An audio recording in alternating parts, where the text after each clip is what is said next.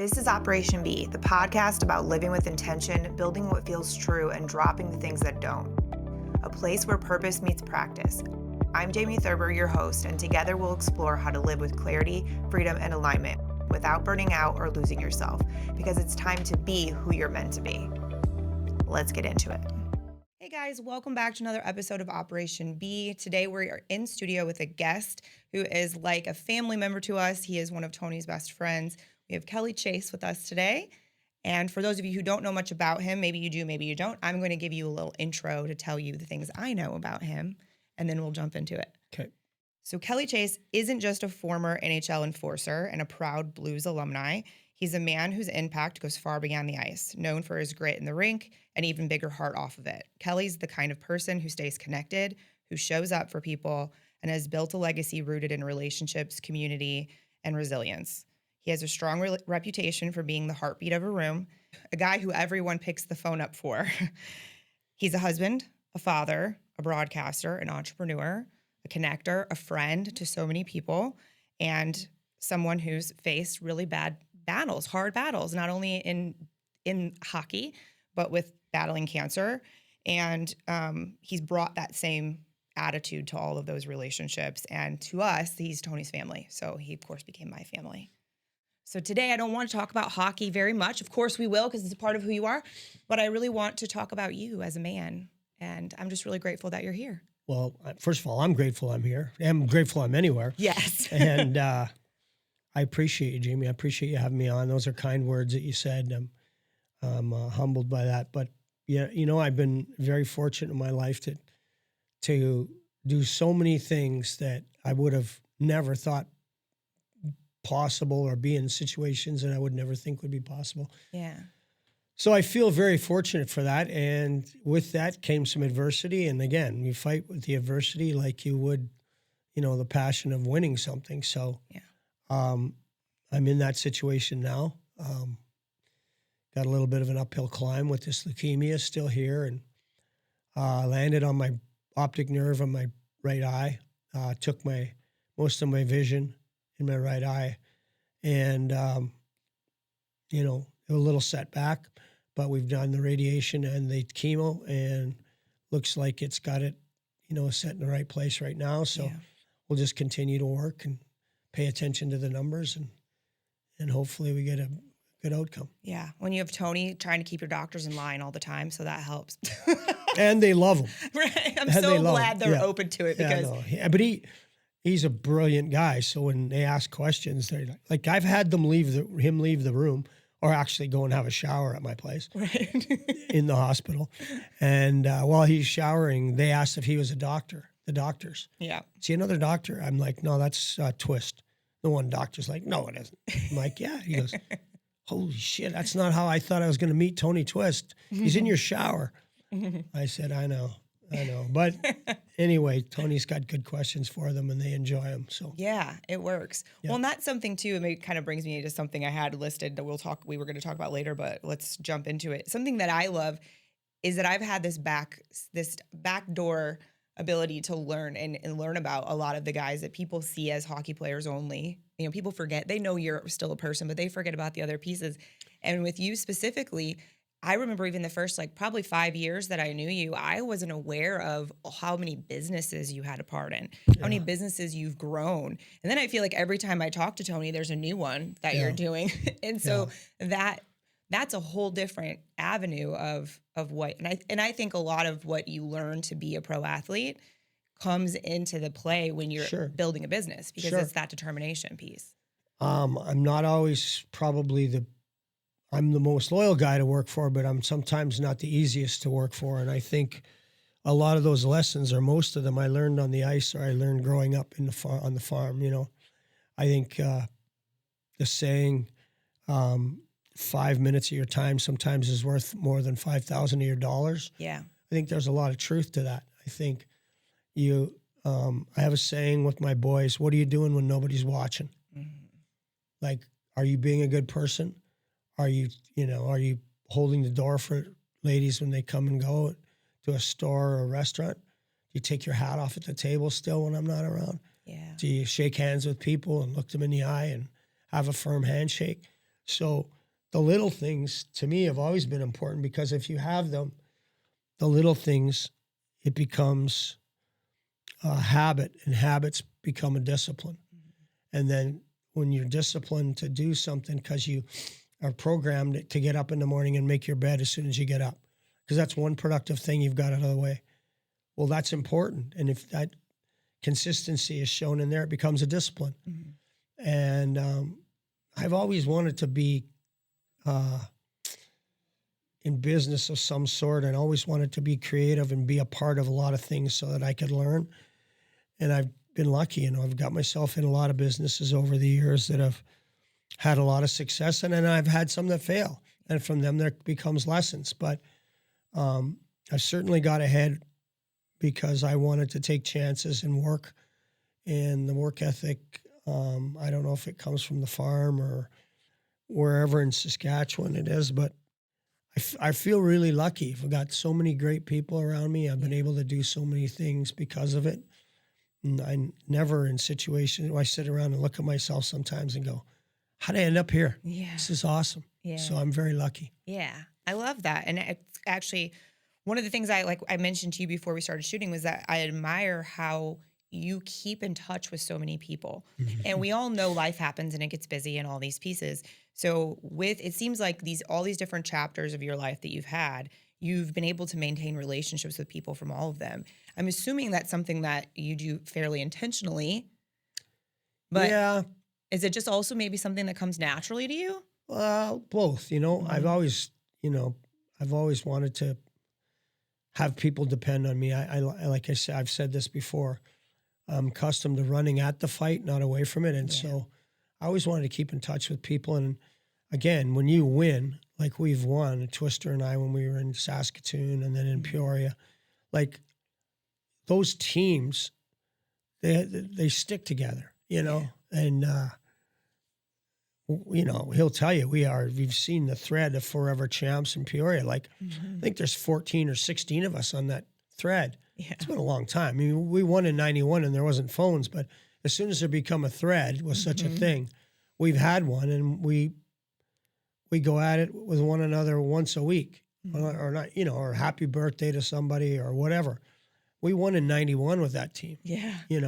In Saskatoon, we keep in touch with all those Kerry, Clark, Killer, Kaminsky, all these guys, and we won in 88.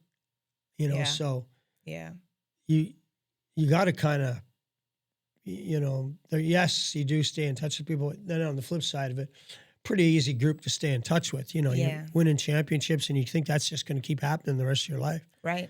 So I would say in the minors and the couple years of junior we played, we'd have as many friends as we'd have in the length of your pro career, because it's more transient in the NHL. But I mean, I've always just wanted to keep in touch with guys just to make sure everybody's on point of how's it going in their life. Yeah.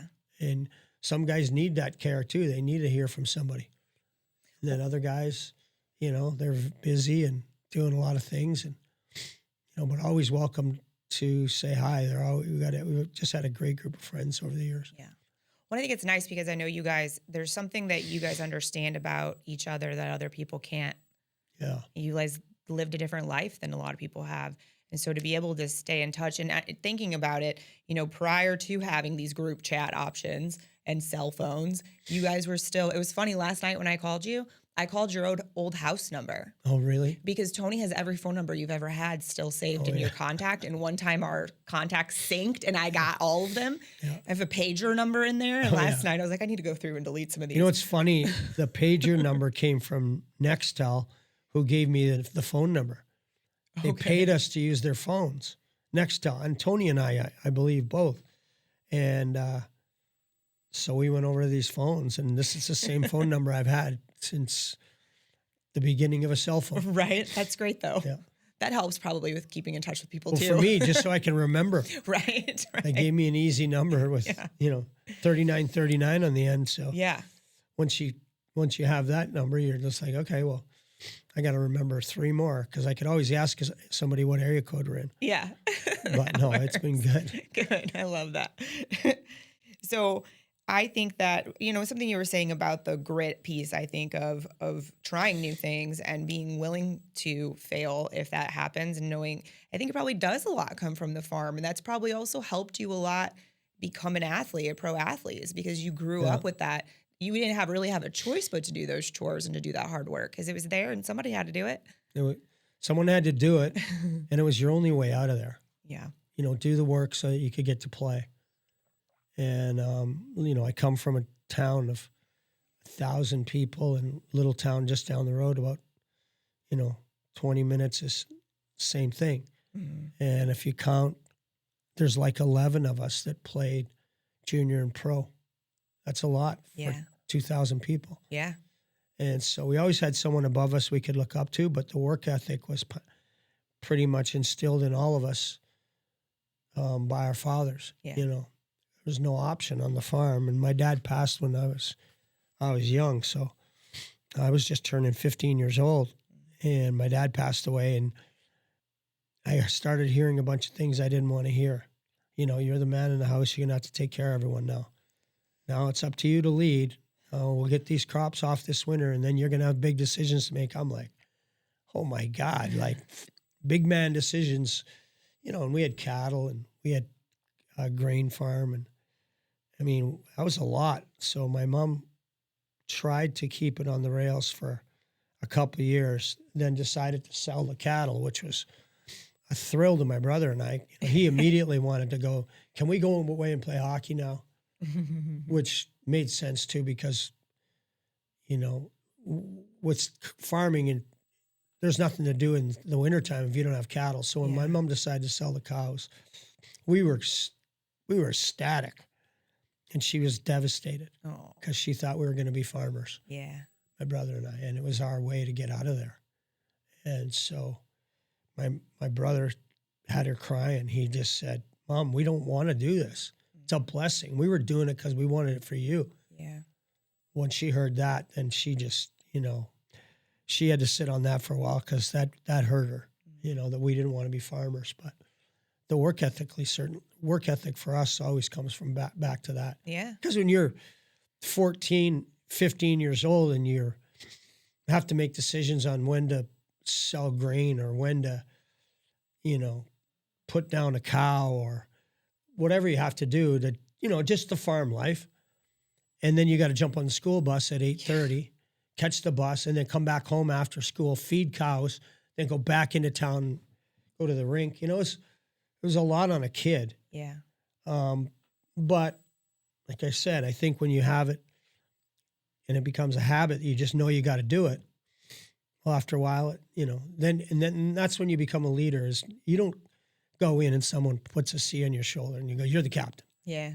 No, you earn it. And when people see you go out on the ice early, every day, somebody sees you, drive somebody home every day, take a young guy out to dinner every night.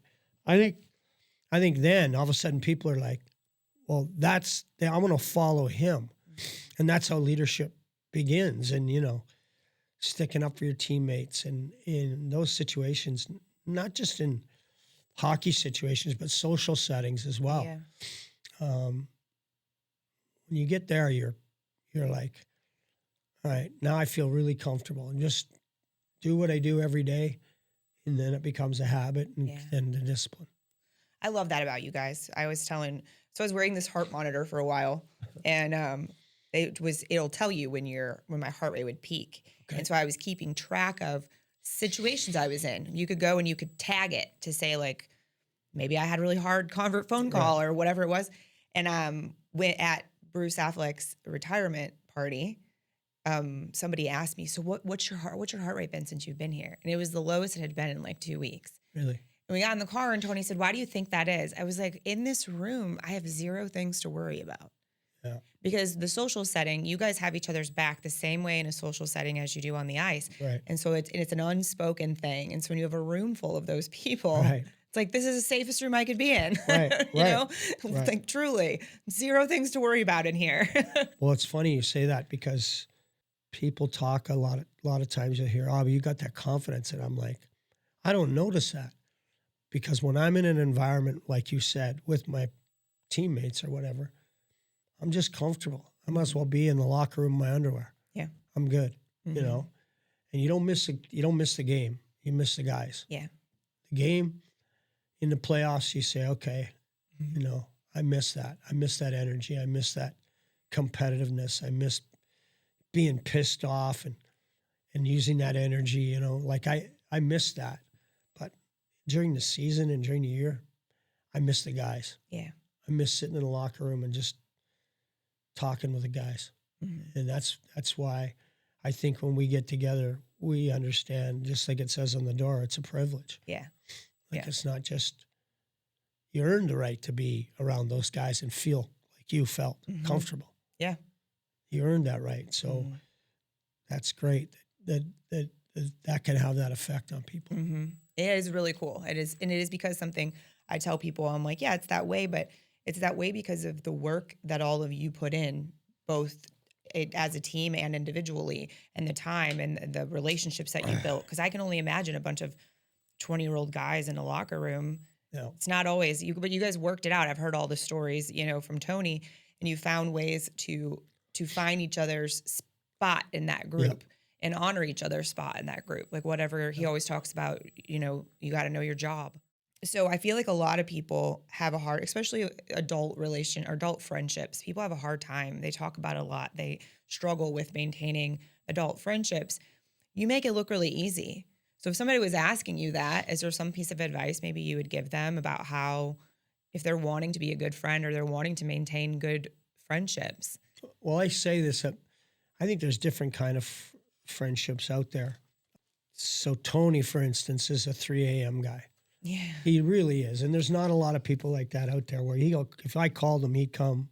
It didn't matter what time of the night. If he saw, he'd call. And then you have people that are, you know, mean well but are casual friends, and that's great. But the saying about having 6 guys that would turn around and go back in the fire with you is probably true. So that means if I can get 6 guys that'll carry my casket that are as good as, you know, 1, 2, and 3, and all 6, then I'm pretty lucky. Yeah. It's funny because you do have those, you know, those thoughts, you know, about passing away or about, you know, it taking you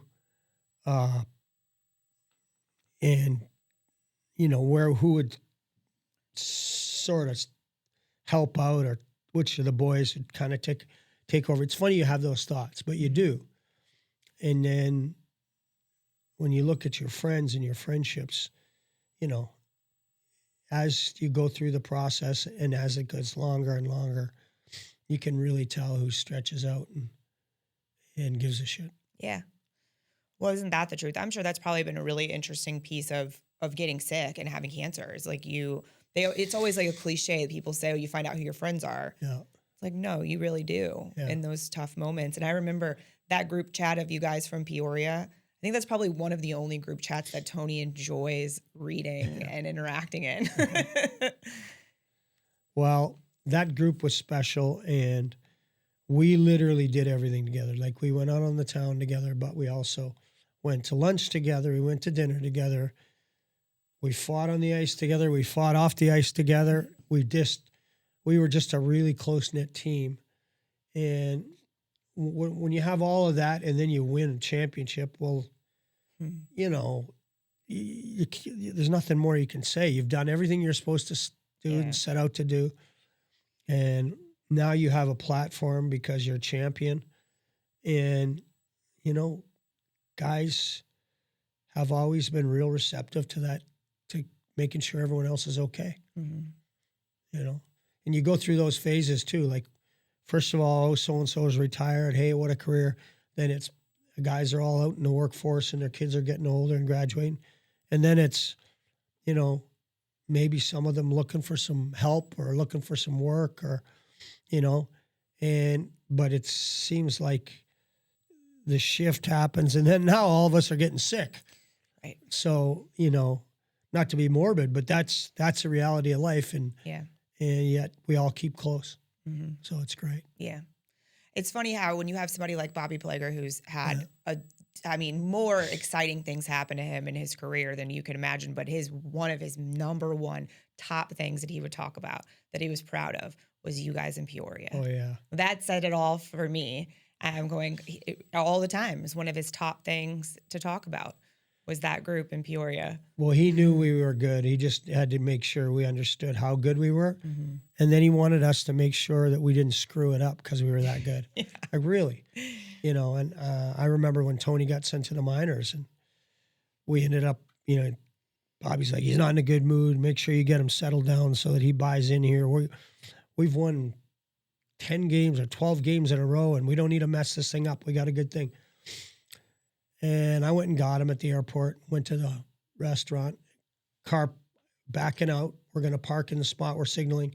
Motorcycle comes around the corner, pulls in front of the guy, and boxes us out. Tony wants to get out of the car. I'm like, settle down. So we get around the corner. He gets out, comes over in front of this restaurant, and boots this guy's motorcycle over. So I know shit's about to hit the fan. So I get in the restaurant and call Tomlinson's place and say, you better get over here because we're going to be in trouble. Twister just kicked over some guy. Now they're going outside. Well, Tom Tilley had just pulled up. So it was me and Tony and Tills. And then we had a big melee in the parking lot. And the funny thing is there was like about 7 guys that got to the table a little late that got out of the car. But there was a pack of about 6, and VC Tomlinson, Randy Scarda, I think Pat Jablonski, big melee out in front of the restaurant bar. We ended up having to go to timeout in the police station, and Jimmy VC bailed us all out, and it was a funny time because Bobby didn't want to know about it. Right. And they phoned Bobby, and he's like, lose my number. If I know what's going on, I have to tell the Blues. And then the next day he was so mad at us. So he skated us for a while. And then he said, all you guys that don't know how many beer you had down and back. So the same guys went except for 4 guys. And then he said, all right, you guys get off the ice. I don't and lose my number. And he said, you 4 that weren't out with the rest of the team, get on the line. And he skated the shit out of these guys. Oh, boy. Because they weren't there fighting with us. Yeah. And it was just one of those things where you just kind of learned another lesson and went on with it. But it's an important one. Yeah. About not leaving your teammates behind. Yeah. Well, and that's something that obviously impacts everything else that you do. I feel like, so when you stopped playing hockey, did you feel like, do you have a weird identity thing happen after that? Like, oh shit, now what am I going to do? No, actually, I didn't have that because like I was pretty focused on, look, I was going into broadcasting and I wanted to set some goals for myself. But I also had a clause in my contract where I could be part of the sales team. Okay. So I had some goals and I had some stuff that I wanted to try and it successfully did. The Sub-Zero Lounge across from the locker room, I developed that. The 2 suites that are on the main level in the concourse, I developed both of those. And so a lot of things that I got to do, build out the alumni room, a lot of those things I couldn't do when I was playing, and I couldn't really put the time up or make it look like, hey, so that's how I kind of got involved more with sales and being around people and marketing. And then, I have a marketing company that does a lot of event planning and stuff and puts a lot of athletes in front of microphones to talk about their experience. And I've been lucky. So that was a part of what I wanted to do. I grew it into a business, and we have a very successful business in Canada. Well, Canada and the U.S. With event planning. So cool. Yeah. And again, it evolved into something that started with sponsorship and with the game and on TV and on the radio. That's awesome. Yeah. Do you think, and this might be a hard one because I know you've had lots of projects, is there a project or a business that has been more of your favorite than another? I like the incentive travel trips. We took a team of, I think there was 80 people that went to Cabo, and it was an incentive trip for an insurance company. And the guy that ran it got up to speak, and he said, I just want you guys to know before we do anything further, I just signed a 3-year contract with Spark Bookings and Events, and we hadn't signed a contract. Like that was the name of our company. I looked at my business partner. I said, Terry, did you do a deal this afternoon with him? She goes, no, I don't know what he's talking about. Anyway, he got up and announced that we're going to extend this deal. And basically he just said, it's the best trip we've ever done. You guys, what do you guys think? Everyone stands up, cheers. So that's fun because, you're out of the country. You pull off a trip for 85 with all of this bells and whistles and name tags in the right spots. And, their luggage is all in order. The flights are all in order. Just when you have one of those, that's a good one. But then, I mean, look, I'm attached to Siteman through all of the stuff they've done for me. Yeah. We have a tendency of getting spread out all over the place and never digging into one thing. Yeah. And so with the cancer, I found kind of a different platform to try and help people. Yeah. And I think that's probably the most precious thing to us. We've raised a couple $1 million in a couple of years, not even knowing I was going to get sick. So yeah, we're pretty proud of that as alumni, and I'm certainly proud of it with my company. Yeah, absolutely. I know Puck Cancer, 2 years you've done it? Yep. And it's just every person who's been, they can't say enough great things. And I think you shock everyone by who shows up. And I know you're shocked too. That's the beauty of it. And other people may see that and think, oh no, he knew. I'm like, no, genuinely, that's like touching his heart so dearly that people are actually. Last year, Garth Brooks flew through a storm that the pilot said, I have no idea who you are. But I can't believe he made me fly through that. He goes, we had an eye to come through Peoria, and we hit that hole, and that plane was shaking like I'd never seen a plane shake. And he goes, I was so happy to be on the ground. I'm thinking, God, he's the pilot, and that's all I needed to do is have Garth go down. But no, I was pleasantly surprised at all the guys that show up, and I'm grateful. Yeah. It's been fun to be able to talk with them and hang out with them after, or like when they're in town and meet some of the guys that Tony's talked about forever. Yeah. So that's been cool too. And then they all talk about it. They're all going, wow, it's crazy how it's just so impressive how many people came. And then they're really excited because you got them all together, and it's just like a really cool snowball effect. Well, Gino Cavallini spoke with me yesterday, and he listened to the podcast Tony and I had, the Ice Guardians deal, and he said, I almost pulled over. I was laughing so hard. He goes, I can't believe, because I've listened to them all, but he goes, Tony's was the best. And I said, well, that's great. We're hoping we can keep hearing more from people. And I know you've helped Will a little bit with some of the social media platforms, but I got to tell you, everyone, I get all these notes, these random notes from people or phone calls, and guys love it. Yeah. And they're like, man, I love the stories. I'm like, okay, so maybe there is something here. And then the next week, my son will come in and go, you had 100,000 views on this one thing. And I'm like, I don't know what that means, but I guess that's good. Yeah, it's good. It's going well. Yeah. I was talking to somebody, I was in a marketing meeting the other day with iHeartRadio, and they were just talking about a couple things, and he was talking about how he likes to listen to hockey podcasts. And I was like, I got one for you. And he hadn't heard about it yet. And he actually called me back a few days later and was like, oh my gosh, it was so good. Thank you. Like, if you're a hockey fan, you're going to like this one.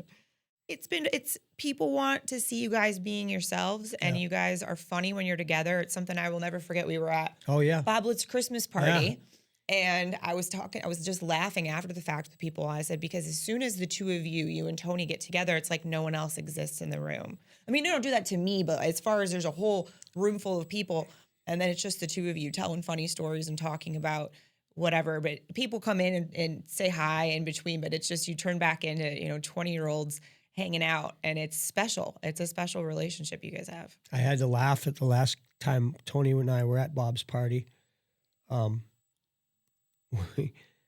We were talking about an incident where we had to do depositions. The guy went in the bathroom. Tony goes, let's go. So I go, we can't, just leave him alone.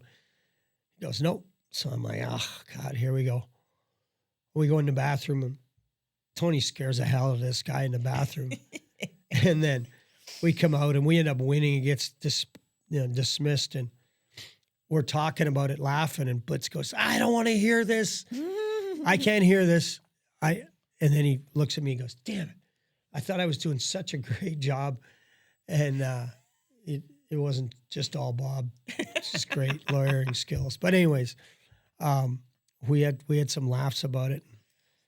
We just connect when we get together. We've known each other for such a long time, and it's like, Holly, you can finish a sentence for him, Yeah.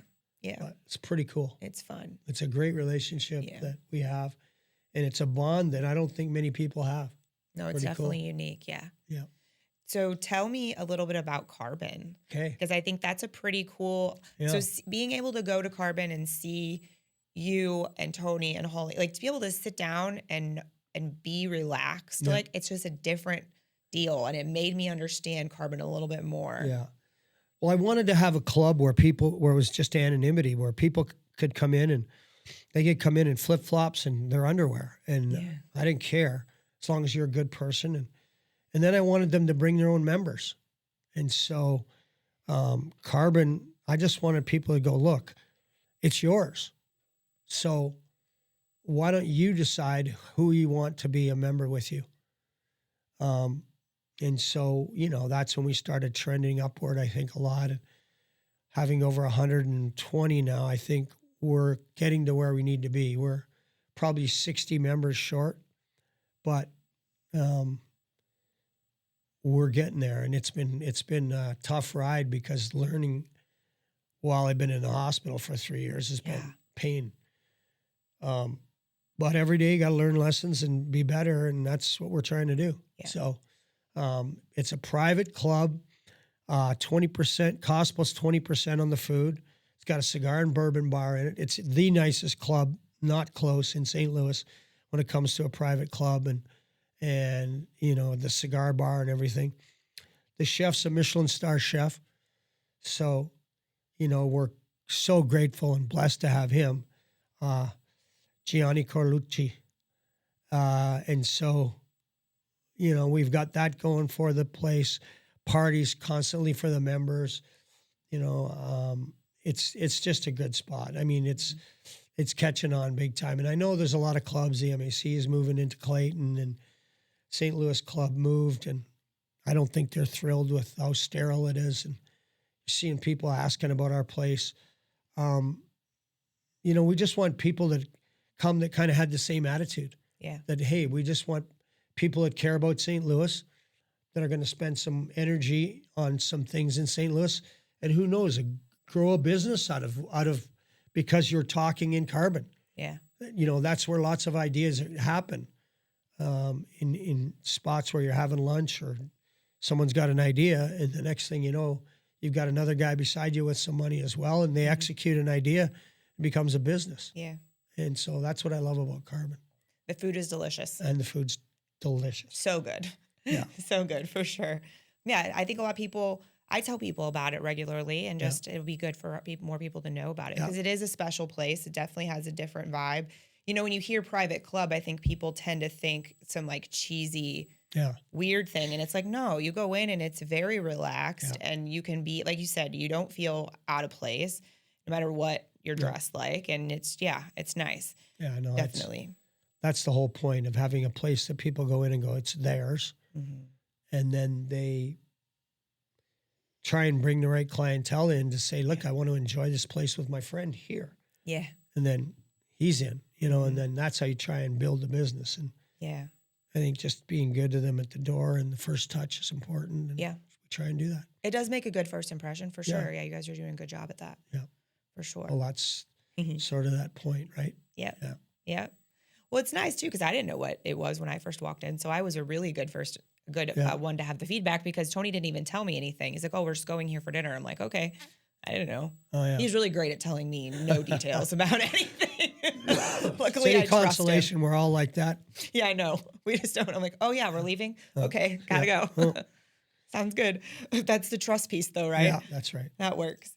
Something that we talk a lot about on my show is people who are very busy, we have lots going on, and tend to lose ourselves when we do that, or not take as good a care of ourselves as we probably should, so that we can do all the things that we like to Right. do, take care of people, all of that stuff.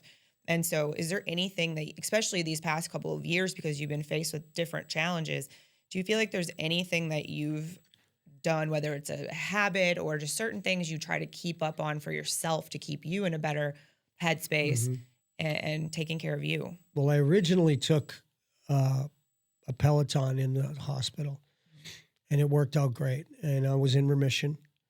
And then I came back, and then I took it back in there. And I always said, like, don't get married to the bed. When you're in there, don't get married to the bed. Get up, move. I tried to walk 10 miles a day, ride the bike for 40 minutes, 300 push-ups, 300 sit-ups. I said I was going to do 100 and 100, and I did that for the first stretch. And then I said, look, I'm going to do more. Then I got GVHD, and it sidelined me literally I had delirium, and I couldn't figure stuff out, and I was not making sense when I was talking, and 16 days I was unconscious for a few, and in that stretch of 74 days in the hospital, I lost 65 pounds. Yeah. Kind of got married to the bed and got really weak, went down to 141 pounds. It was tough. And I think that discipline of, as soon as I could ride the bike, even though it was the incumbent in the room that they have a little fitness room, I rode it. And then I couldn't do a push-up. And every day I'd try, and, same result. And one day I did 3, just out of the blue. And then I just kept trying to build on that. And as you have your ups and downs from the chemo and the radiation, it zaps the energy out of you, but you have to have a mindset that you're eventually going to get there and just keep going. I think the option isn't good. Right. So do something about it. Yeah. Don't wait to get better. Do something about it. Mm-hmm. That matters. I'm sure even just the act of trying to do a push-up and it not working. Well, frustrating. Yeah, so frustrating. Yeah. But that says a lot about the mental determination, though, too, where you weren't going to just not try. Yeah. Well, I think that comes with all of the stuff prior to that, just how you grew up and whatever you've done. It's just not acceptable to just quit. Mm-hmm. So. Well, then you took that anger you were talking about when you used to be able to work your anger out on the ice. And instead, you were like, I'm going to just keep trying until the push-ups work. Yeah, like you just want to, like I said, it's like making your bed. Just do it. Yeah. Get up and do it. Mm-hmm. You don't want to do it, but do it. The part that I love about that, though, is that so many people are looking for some special secret sauce, right, to being healthier or doing better in business or whatever it might be, when it really does come down to what you're saying. Like, it's not, you don't have a special gift. It's just you have determination, and you're not going to stop trying. Well, 300 hitters usually end up in the Hall of Fame. That means they've failed 7 times of every 10 at-bats.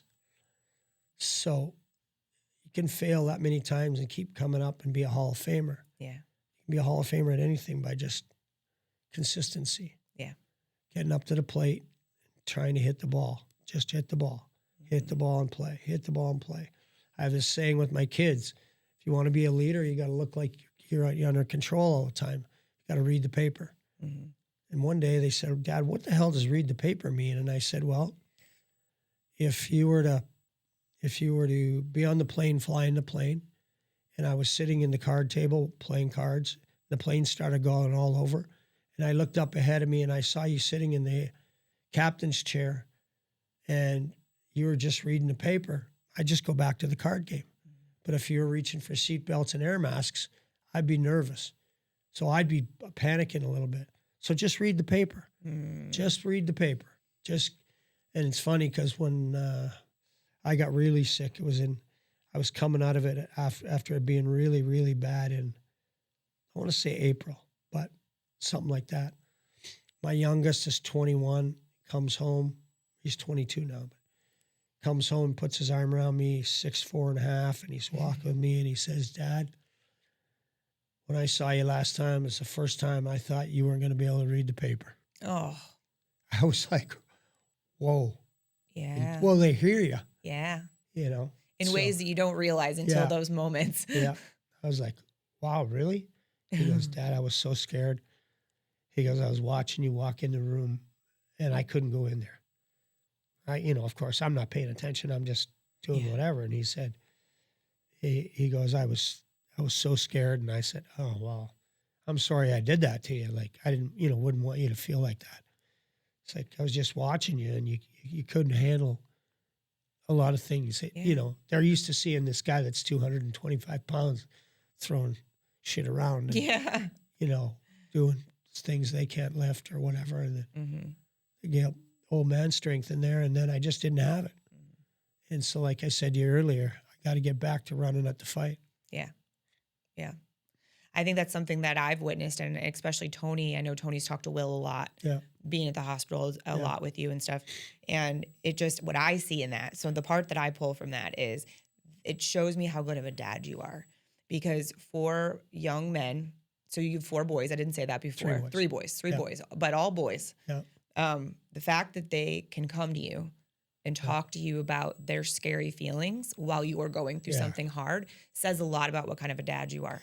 Because a lot of people just keep that inside, which isn't healthy for them either. No. But it definitely says a lot about what kind of a dad you are. Well, thank you. Yeah, Will, my oldest, just completely stepped up. I mean, he was in Arizona. He came back home, could work remotely, so it's fine that he came home. And my wife, I should preface it by saying she made a curling team, like a national, like a team that can go and win nationals, and they get a bid because they won last year. Their practices are in Tempe. Oh, And they're in Tempe, Arizona, and they're 5 days a week. Mm. So they practice and they're that's their religion is curling, right? Like it was hockey for us. So Will sort of was the guy that got leaned on for a lot of stuff, and he just stepped right up and was awesome. And the other 2 play at Arizona State. So Ray Lynn's practice facility is literally 3 minutes from their house. Oh, okay. And we have a place in North Scottsdale. So it's been interesting going through it with the whole family because everybody's pretty understanding and everyone, they're checking on me. They worry about you, but then I'm good. Just I'm good, and they've been great. They've been great dealing with sometimes relatives or, really on the edge. Hey, what's going on with him? Is he okay? Is this? So that boys deal with all that. I don't have to deal with it. Yeah, I just respond to everybody at once and say, look, here's where we're at. Will has no problem shutting the door on everything. Which is good. You've needed that for sure. To say, nope, get out. Yeah. Done. No. And not being able to see and hear this last week, I've put a lot of I had 104 text messages last night when I said, hey, could somebody tell me how many text messages I have? I had 104. Ugh. I'm like, no, just the last 2 days. Yep, 104. So I think there was a lot of just thumbs up to people because I was like, while I appreciate all of the thoughtfulness and the prayers that people are giving me, I do appreciate it. It sometimes becomes overwhelming. Oh, I'm sure. And you feel a little bit of an obligation to make sure you're okay because people are rooting for you and they want you to be okay. Yeah. Because I told Raylene one day, I said, they're scared. And she said, they're not scared of you. I said, no, they're not scared of me. They're scared of what could happen to me. Yeah. Right? They're not scared of me. They're scared for me. Yeah. And she's like, no one's scared. Actually, Tony was with us at the rink. They're not scared. I said, no, they're scared for me, but not scared of me. Yeah. And they are. I can see it in their eyes when people look at me in panic. I had to tell my buddy Billy Bush late August. I got out of the cart and he just about broke down. And I was saying something about his podcast to him, and I realized he was rattled. Yeah. And I drove away, And then I waited about 20 minutes. I got back on my golf cart. I went back out on the course. I looked at him. I said, come here for a second. He goes, yeah, Chaser, what's up? And I go, I can't have you do that. You can't do that. He goes, what? I go, you're rattled right now looking at me. I'm not going to die. You got to relax. Chaser, I'm so sorry I didn't get, I said, Billy, honestly, I can't be around negativity and I can't have you worry. Yeah. So you're going to have to just straighten out because I can't have that around me. It's just a downer. Right. And it's hard. It's good for you to speak up for yourself in those situations, but it's also hard though, because you're trying to hold yourself and deal, but then you're also managing other people too. And I know it's part of it and they don't mean to do it, but it's good that you're able to say that. And I know Tony has said that Will has put people in their place when it comes to that, and just said, no, like you can't add to it. He kicked everyone out of the room last December. Then he said to the doctor, come in here for a second. And the doc comes in and goes, see, this is what I'm talking about. He said, I told you 16 would be in here. Well, if I'd come an hour later, there'd be 26 in here. And he'd be cooking. He goes, no more visitors, period. Or I'm going to get a cop to stand outside the door. And I go, Will, what do you mean no visitors? He goes, you don't need to see anybody right now. You need to go to sleep. And, and then he, was the caretaker of the food. Like, he doesn't get any food from here. No food, no bringing him food from here. Because Will was like, this, you can't feed this to people that are getting sick. Yeah.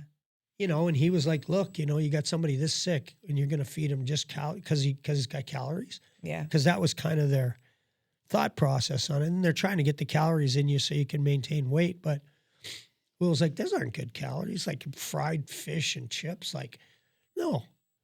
And so he just whacked the menu and I never ate one. I had one meal. I bet I lived in there for,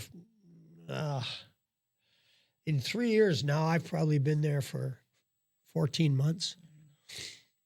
And I've ate one meal there, a breakfast. And then Will came in and said, no. And then the dietitian came in. She goes, well, here's some reading material. Will looked at it for 2 seconds. He goes, that says guidelines set for 1993.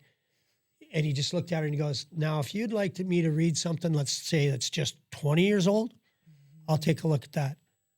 But 30, no. Good for him. And he's like, listen, I went to school for a lot of this stuff too. And he's not eating that shit, basically, is what he said. Yeah. And it's hard in there. They're trying to do the right thing, the nurses and everybody. And then, the hospital, there should be a complete overview of the program of what people can and can't eat when they're in there. Like literally, there should be. Mm-hmm. Well, it'd help a lot, with recovery and holding, like you said, holding on to your weight and that just your body needs those that nutrition. Well, and I mean, I couldn't even, when they were feeding me through a tube, I could smell the food. Like it disgusted me when it came in, and then they have to hook it up through your PICC line. Right. And, that smell when they would hook, gross. Yeah. Gross. So I had to get off that as quick as I could and try and get some, and they do the best they can in there, with what they have. And I don't know the disproportionate settings of what they would give you or whatever, but I know that I felt better when I was taking care of my own. Eating real food. Yeah. Yes. Eating real food. Right. That's good. I wrote this thing down and I've never done this before, but I thought this would be kind of fun with you. I wrote down a couple of like rapid fire questions, like where I'm going to read a sentence, you can finish it. Okay. Thought that might be kind of cool. The best part of your playing days were? Hanging out with my teammates after a game. After a game. And then the thing I'm most proud of now is? The way my boys have turned out. That's a good one. They are good boys. Thank you. Community means blank to me. Community to me means a sense of integrity. I mean, I think in order for you to have a true community, you have to have leadership, and it has to lead from the front. And then good people end up getting together and helping each other, and then it turns into something great. When you have integrity leading. When you have Yeah. integrity leading the community, it's Mhm. it just makes everything easier. Yeah. Well thought personalities, Mhm. That well makes sense. versed. Yeah.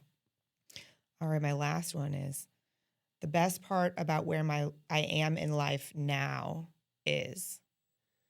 That I've got another platform to help people. It wasn't really what I was signing up for and what I thought was going to happen with my life, but it turned into. I love talking. I loved helping kids, and I loved them to get to their goals and achieve their goals. But this thing with cancer is so real that, and it's affecting so many people. And if I can put a dent in it and help and get some people excited about, how these um, clinical trial drugs have helped people, Yeah. and understanding the importance of just plugging a hole to make sure that they can get a drug off the ground, because it might save 100 lives by next year, or 1,000 or 10,000. So I become a lot more passionate about that. That's awesome. Well, yeah, and then everything we've talked about, all the community, the connections you have, those things, it helps you take that and catapult it. Yeah, like I'm lucky enough to have a platform, and then be able to utilize it and make it more common knowledge of all of the trials that people go through every day. Yeah. Because I guarantee you, if you haven't been hit by cancer, it will hit you eventually. Maybe not personally, but it'll be a father, a mother, a sister, a brother. Yeah.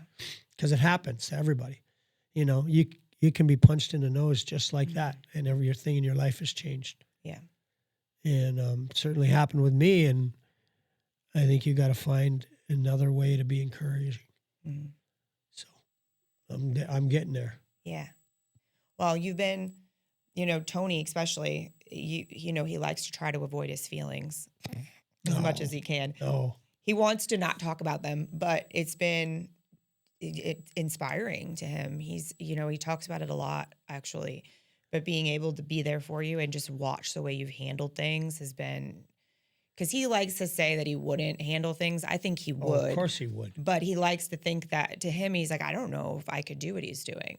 But watching you, it's changed his empathy, I think, to an extent with other people. Sure. Where he has more space to listen to other people, which has actually really been helpful for him. Me too. So, It's given me a sense of patience that I never knew I had. Yeah, you kind of had to. It made you learn how to have those I drop patience. something and I can't find it, see where it is, can't see, It's frustrating. So you got to, before I would get frustrated, I went to move the coffee pot and I just hit the edge of the counter because I couldn't see, and it smashes all over. And you're just like, oh, I'm kind of late for an appointment. Right. Coffee's all over the floor. What are you going to do about it? Yeah. Can't do nothing. Yeah. I've had everything from throwing up in Lululemon to, crapping your pants in a restaurant. There's just stuff that's just so that you just never want it to happen to anybody. And, it happens. And then you're like, well, what are you going to do? Like I said, when I cleared out that Lululemon, I was so sick, and the girl's like, oh, just give me what you need. I'll throw it in the garbage. I go, I need a garbage can. I need a garbage can. Finally, I stepped behind the counter and pulled out the garbage can from that little hole and I was throwing up in it for 5 minutes. And when I pulled my head up, there was 2 people left in the store.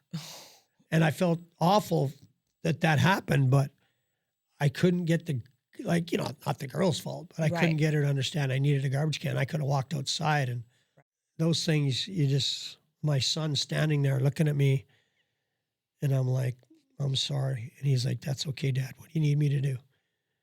I need you to go over to the closet over there and down the hallway, get a big sheet, bring it over to me. And I'll go get in the shower.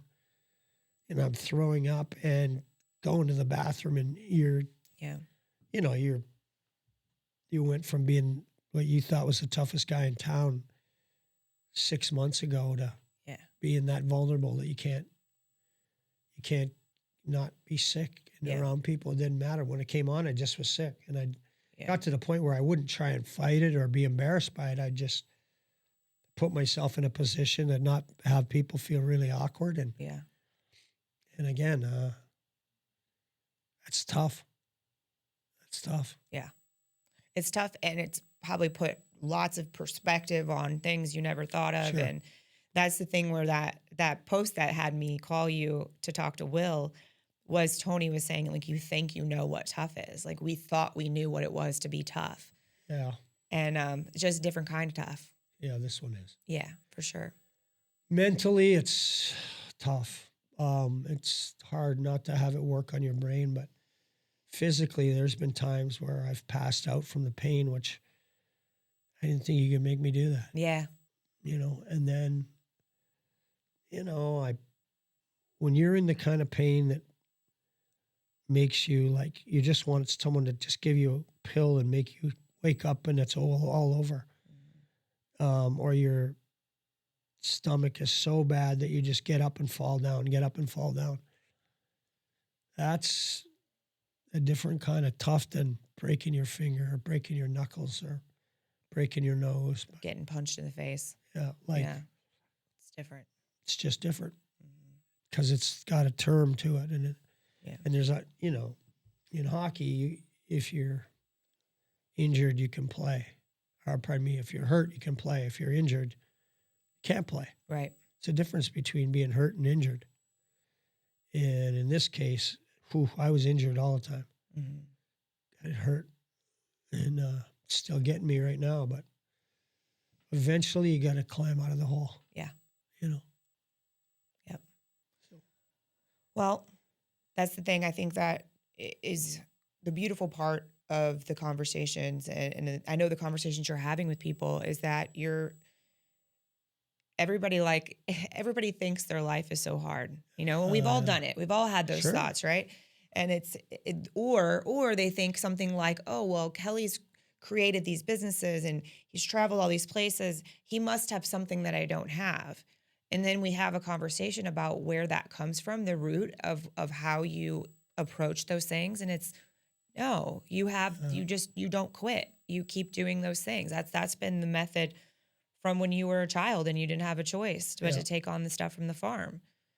Well, my son played in Saskatchewan a couple of years ago, my youngest, and the older one, middle one played a couple of years prior to that. But he called me one day and he was pissed off and he was saying these guys, all over him because American this, American that, up in Canada. I said, Luke, they don't care about you.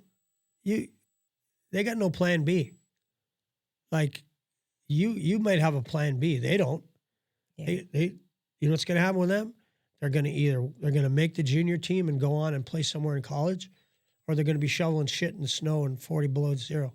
So they don't want to do that. So if you think that they care about you, you're just in the way. Yeah. You're just in the way. And he took it to heart and he said, are you coming this weekend? And I said, yeah.